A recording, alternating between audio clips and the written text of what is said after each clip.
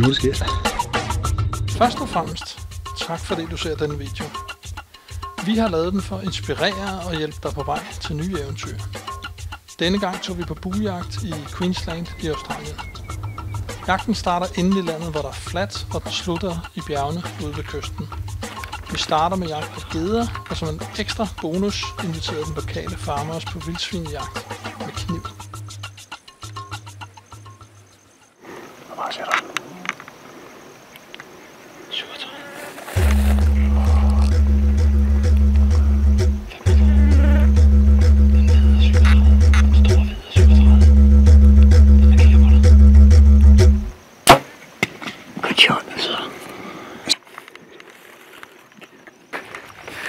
Så har vi gået i 8 timer.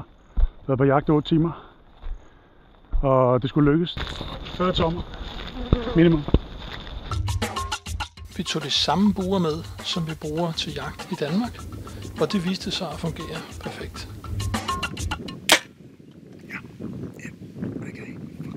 Ja, så fik jeg skudt en ged, og vi har været på jagt siden 6:15 i morges. Der stod vi ud af bokken, og den er nu 9:30.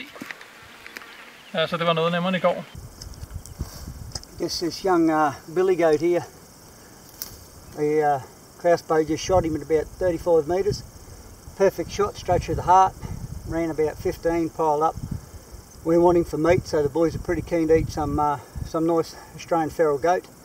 Så er det blevet tid til frokost. Det trænger vi til nu. I oktober måned, som er forår i Australien, er vejret varmt, og solen står højt på himlen. Ja, godt shot. Både af hensyn til camouflage og for at beskytte huden, er det nødvendigt at gå med lange ærmer og bukser og have en hat eller kasket på. Vejret har skiftet meget. Vi har en hel masse mere vind, og det er blevet en lille smule køligere, så det er vel små 30 grader eller noget af den stil. Så vi alle de her geder, hvor den her kødkæde var imellem, og vinden var god, og vi har faktisk dyrket ind på dem på rimelig åbent land. Og den her faldt på skud på 35 meter.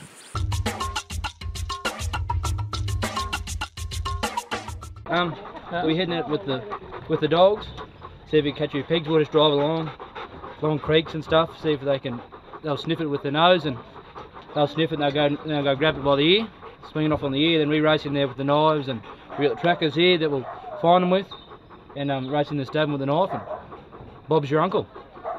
Too easy. Thanks. Og nu er vi så på vej på grisejagt. Så jeg står på ladet af den her fjolstrækker.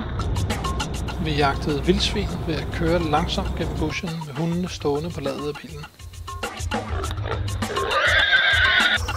Sådan er det, når man er i Australien. Midt om natten. Nu skal jeg en lille bit gris. Uden bud. Kun med kniv. Når hundene får færd, hopper de selv af bilen og løber efter svinene. Hundene er udstyret med tracking, så man ved altid, hvor de er. Når hundene er hoppet af, er der bare med at løbe efter dem. Kun bevæbnet med kniv. How do you feel? Perfekt! Og så har vi så været på grisejagt. Jørgen har lige fikset en gris. Nu har jeg også fikset den her. Med den her, hvilket er en slags ny oplevelse. Og nu er vi så på vej tilbage fra det flade land inde i vest. Ud tilbage mod kysten, hvor der er bjerge. Og det her sted symboliserer ligesom der, hvor det deler, der hvor det bliver til bjerge igen. Vejret er blevet helt anderledes. Det er nu et par 20 grader. Vi har nok 6 sekunder med vind, og det er let skyet, så det minder om en dansk sommerdag i virkeligheden. Og nu har vi set det første kronvildt her, hvor sætter vi Jørgen af, og han skal op og den er oppe i bjerget, så man kan finde.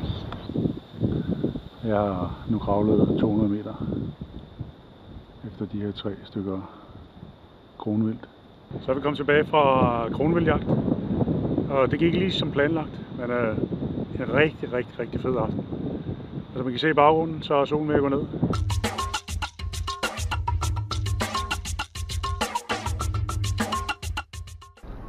Så står vi på West Whale. Bjergene igen, hvor vi skal jage i dag. Bjergene vestpå er mere frodige end inde i landet, og så er der god motion.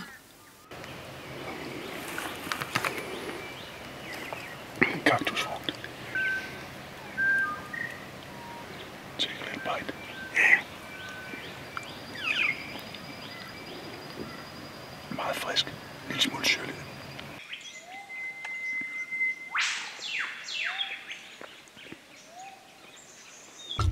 Det er vigtigt at have det rigtige tøj og udstyr med, og samtidig ikke have mere med, end der er nødvendigt. Stærke læderstøvler med uldsokker fungerer perfekt, både når det er meget varmt og til at gå i bjergene. Gator'et sørger for, at du ikke får torne eller andet irriterende ned i støvlerne. Vi brugte tynde svedtransporterende trøjer og havde en varmere med til den første halve time efter solopgang. Afstandsmåler og en god kikkert er som altid en god idé.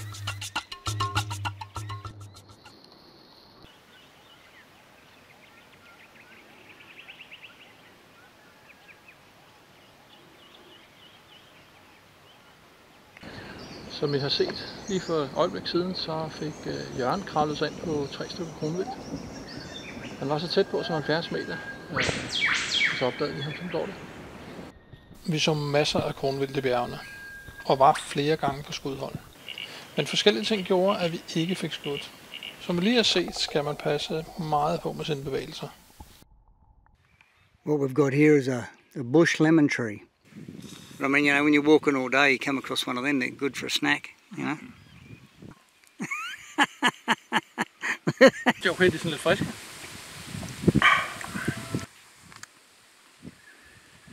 Alright, let's go find something else to spear. Der var masser af andet vildt, end det vi jagtede. Vi har set slanger, firben, frøer, skorpioner, koalaer, dingoer og masser af farverige fugle. Og så lige tusindvis af kænguruer.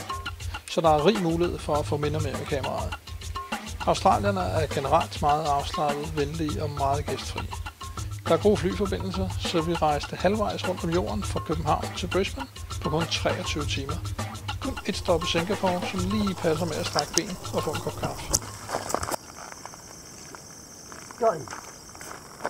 That's a snake.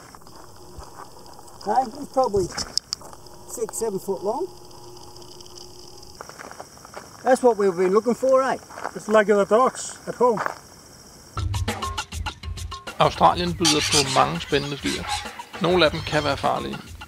Men mindre du ved præcis, hvad du har med at gøre, bør du nok lave en aftale med en lokal guide. Det øger også chancerne for endnu flere gode oplevelser, uden at komme galt afsted.